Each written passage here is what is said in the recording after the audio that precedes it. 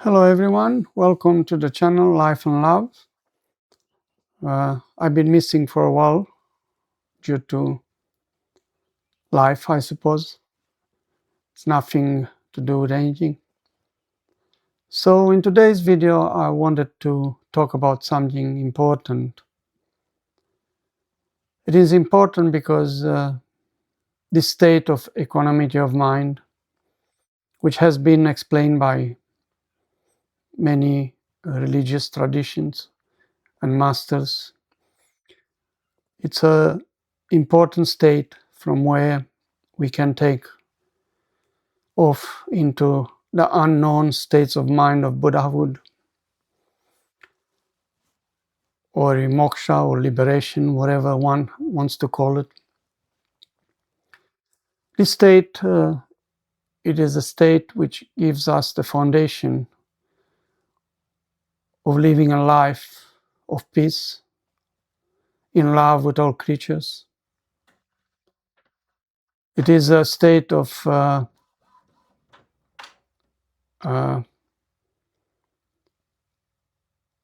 calm. It is a state of where the mind has space, where the thoughts can flow freely and being recognized for what they are. So the mind is not cluttered with millions of thoughts coming and going.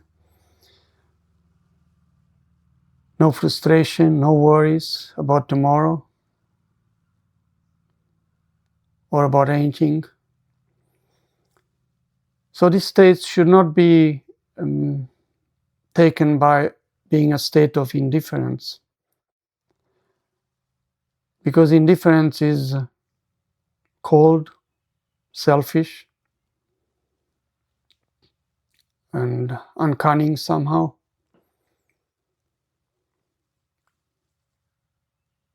Or cunning, so to speak, sorry. So the state of equanimity of mind is a state where calm is, where peace is, where clarity is, where one can act in that pure awareness. So from there, one would be more likely to act in the right way, would be more likely to relate to other people and nature in the right way. So it is a state which transgresses the 8 winds, which are called in Buddhism, like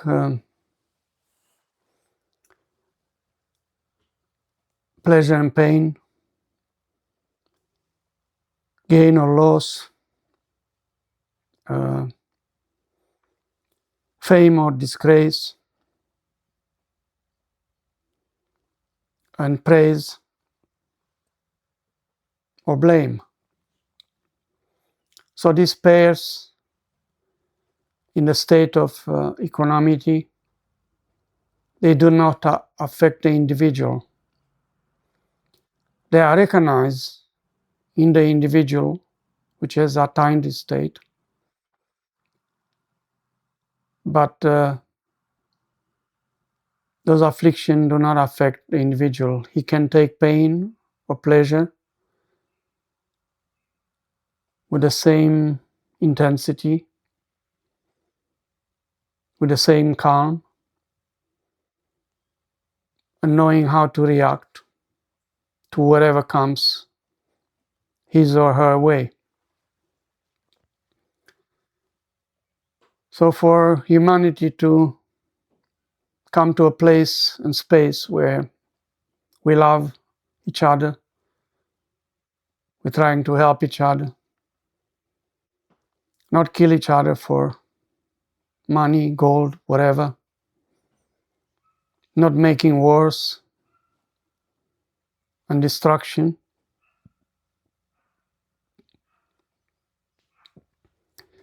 So society will only change when more and more of us comes to abide in this state. This state is imperative for any spiritual seeker. You might have great spiritual experiences. You might meet enlightened masters, and they give you an experience that you'll never forget. And by all means, might elevate you to some state of consciousness. But achieving on your own this state, it has no equal. So this state, it's already in all of us. It's not something to be achieved from outside. It is our natural state of being, where humanness, where love and compassion manifest with no obstructions. So to attain this state, one has to go to the stages of recognizing the ego, recognizing attention, awareness, recognizing and understanding how the mind works. We've been through some videos, and of course many more might have to come to give us a foundation where we can drive us to this state, and unveiling this state, more to say. I'm not speaking from a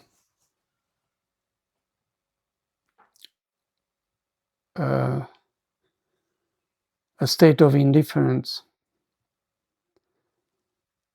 I'm speaking from the state of equanimity of mind, which I today or tomorrow I mostly live in.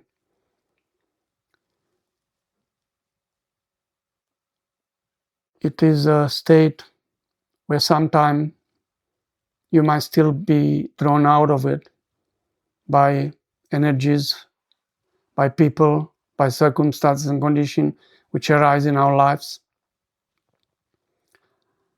But mostly you get quickly back into the state, so you can act the right way,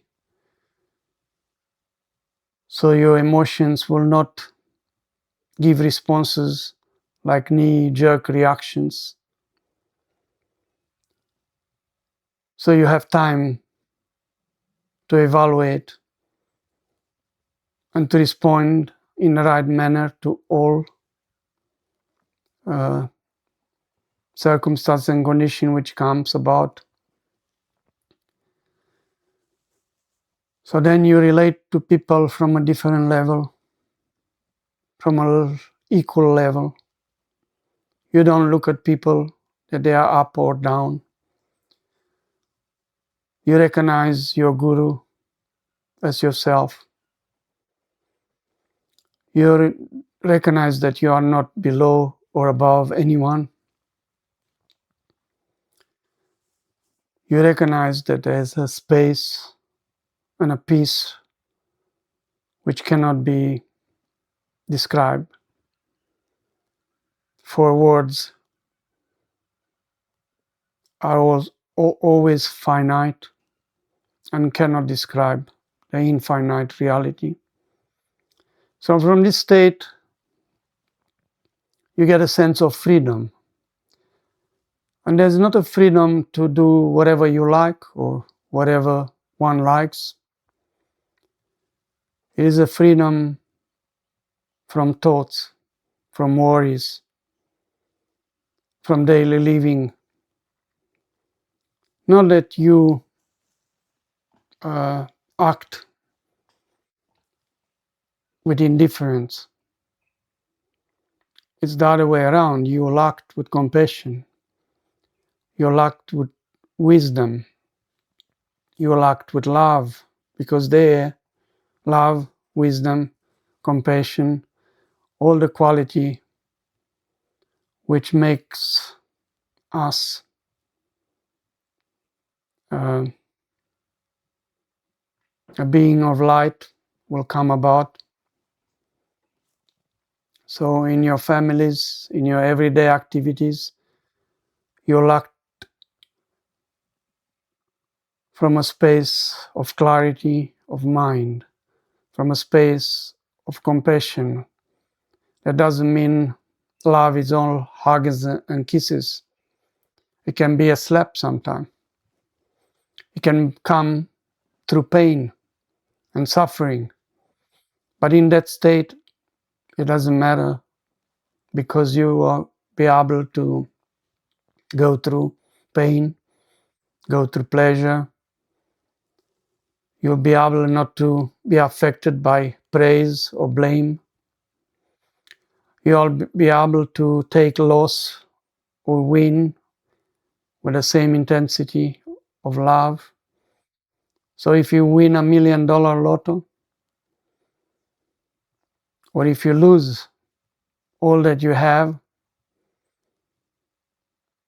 you might be affected on a practical level of existence, and some changes has to come about, and you have to react, but you react in the right way.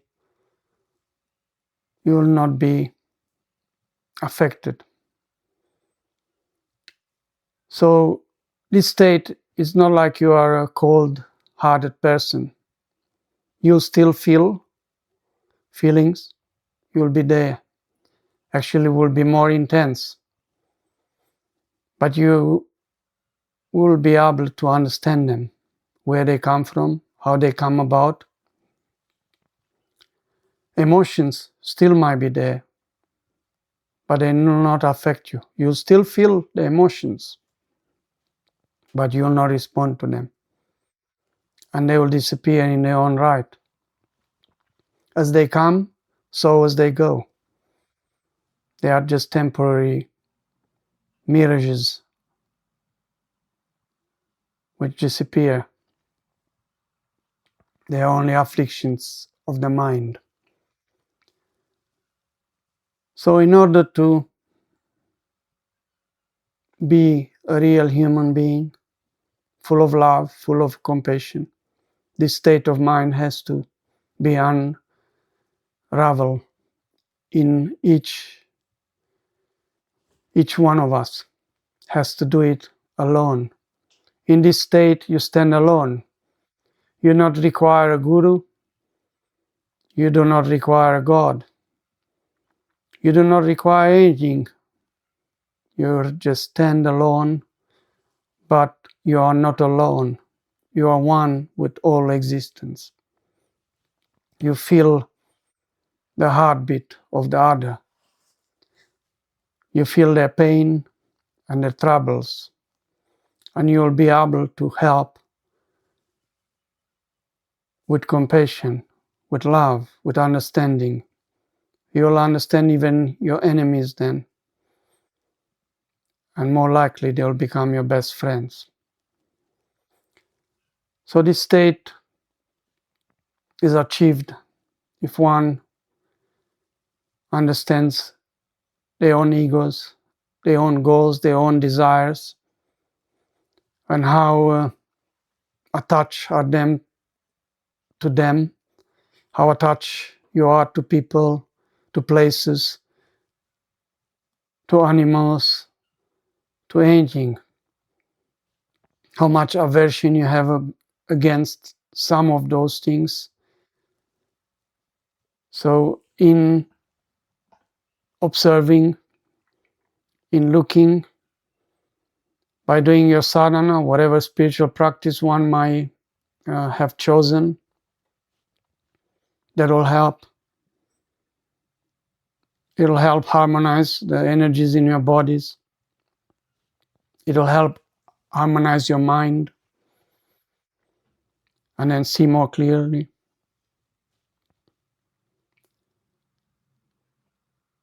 So I have made this video not to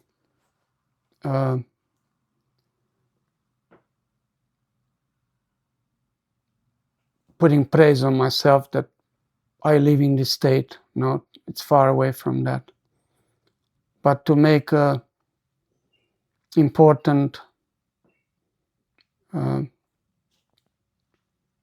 objective that we need to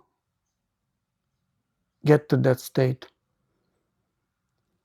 So it is important for each one of us to arrive at that state by unconditioning our minds,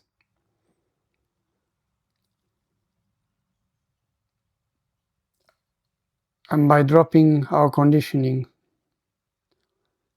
we come to more space, to more clarity of mind, to more understanding. Then life takes its own course, and in that state you are aligned with life destiny, which is not my or your life, it's life. For we are all including in this life. So then, whatever you do, you align yourself with the divine will, if we might call it this way. We are aligned with the nature of things. You understand nature and animals better.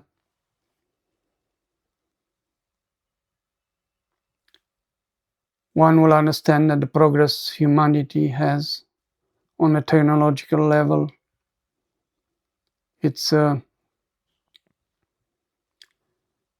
no avail in the end, unless we, hand in hand, grow spiritually. So I hope the video gave you a little bit of insight into the state of equanimity of mind, a state of freedom, a state of living in the now with the present moment, and staying with the present moment. In that equanimity of mind, the right action will arise by itself. So you will always act almost all the time in the right way. But sometimes, yes, as I stated, you might be drawn out of it and then bring yourself back into it, because it is a state where peace, love, wisdom have their roots. And from there you will open that wisdom, that love in yourselves. So until the next video, which I'll continue with my videos to give a foundation where we can somehow come to this state of equanimity of mind, and from there everyone can then stand alone. In that aloneness is everything. It's oneness. You're not lonely. You are alone in that oneness. So I wish you all the best, much joy, and have a nice day. Bye bye.